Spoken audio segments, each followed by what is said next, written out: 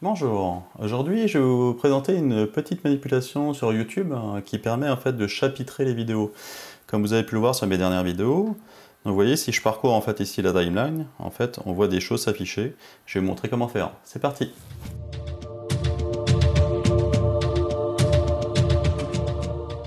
YouTube a proposé fin avril 2020 une phase de test pour un test de chapitrage vidéo des vidéos YouTube sur la timeline.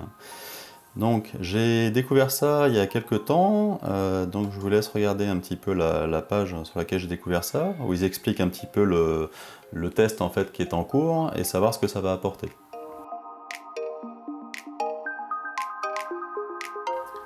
Avant, les youtubeurs, donc quand ils souhaitaient faire une vidéo assez longue, en fait chapitraient leur vidéo dans la description de la vidéo avec un timestamp, ce qu'on appelle un timestamp. En fait, c'est un horodatage en fait de l'heure, 0,29, 5, voilà. Et donc ça donnait en fait un endroit où on pouvait cliquer pour aller à l'endroit de la vidéo pour éviter de regarder toute la vidéo. Là maintenant, YouTube en fait intègre directement cette fonction à partir du moment où vous rentrez certaines informations dans la description de la vidéo et d'une manière très particulière. Il va analyser en fait la description du texte dans la vidéo et il va pouvoir en fait interpréter ça pour chapitrer directement la timeline. Donc pour ça, c'est assez simple. On peut voir par exemple dans mes dernières vidéos par exemple que j'ai cette fonction là. Et donc on voit que quand j'avance dans la timeline, suivant l'endroit où je vais être, ben en fait on voit apparaître ici en fait le chapitre dans lequel je me trouve. Et donc on peut avancer directement au chapitre qui nous intéresse. Donc pour faire ça, en fait il faut aller dans modifier la vidéo. Et là, dans la description de la vidéo sur laquelle vous allez renseigner en fait les informations sur la vidéo, vous allez créer une espèce de sommaire. Alors ça, c'est pas obligatoire, hein. Ça c'est moi qui l'ai créé pour créer un petit sommaire sympa. Et en fait, ce qu'il faut surtout, c'est toujours commencer par 0,2.00 quelque chose.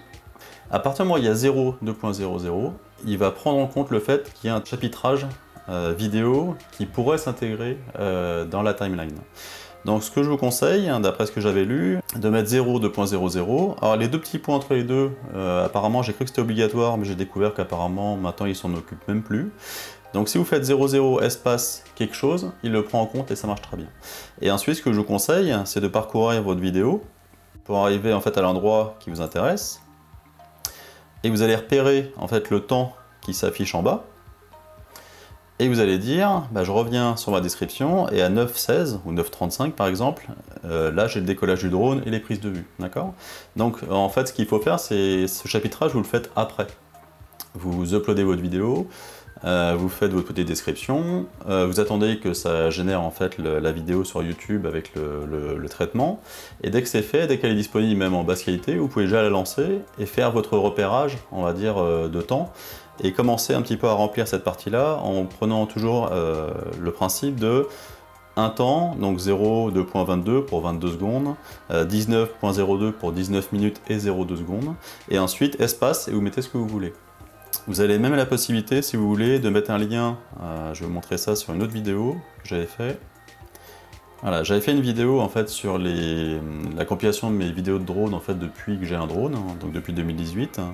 Et en fait ce que j'avais fait, c'est que j'avais fait un chapitrage vidéo dans lequel en fait j'avais inclus, donc comme j'avais dit, le timestamp, donc en 00 et ensuite on continue. Et j'avais découpé en disant que c'était un Mavic Pro, que ça après c'était Mavic 2 Pro, parce que suite au changement de mon drone. Et en fait j'avais la possibilité de rajouter en fait un lien vers la vidéo officielle de la petite séquence pour montrer la vidéo complète. Et en fait quand on se balade dans la timeline, on voit bien qu'en fait il ne prend en compte que ce qu'il y a avant les entre parenthèses. Et donc du coup ça vous permet en fait de mettre des liens qui peuvent aller vers d'autres vidéos. Donc ça c'est vraiment pas mal, donc ça c'est une petite possibilité en plus, une petite astuce que je vous donne, qui vous permet vraiment de chapitrer votre vidéo et même de mettre des petits liens vers d'autres vidéos qui seraient liées, et sans que ça se voit dans la timeline. Voilà.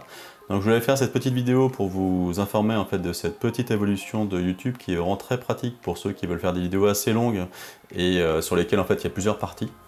Si vous souhaitez être alerté des prochaines vidéos à sortir sur ma chaîne, n'hésitez pas à vous abonner et activer la cloche. Et sur ce, je vous souhaite une bonne journée ou une bonne fin de journée, suivant l'heure à laquelle vous regardez cette vidéo, et puis à bientôt.